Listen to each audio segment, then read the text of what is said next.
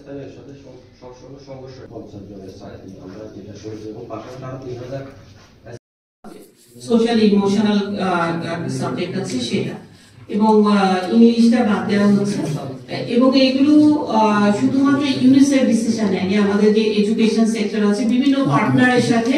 একসাথে ডিসিশনটা হয়েছে এবং বার্মিজ যে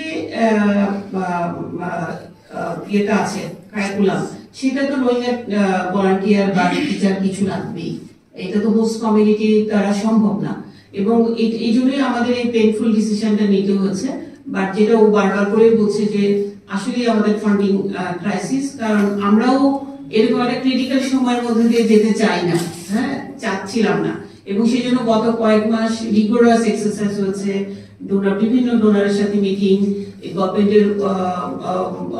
হায়ার লেভেলে আমাদের বেশ কিছু মিটিং হয়েছে, বিভিন্ন পার্টনারের সাথে মিটিং হয়েছে, এরপরে কিন্তু এই ডিসিশনটা নেওয়া হয়েছে, ইউনিসেফ একা এই ডিসিশনটা নেয়নি।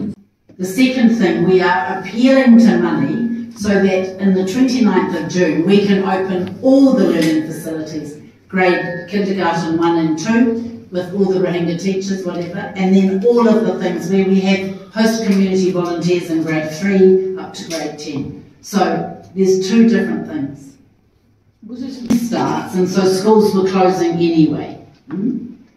And rather than come back for 2 weeks after Eid, UNICEF, because of its funding crisis, stops all schools on Thursday before Eid. And then we are looking for funding to open all schools as soon as we can after Eid.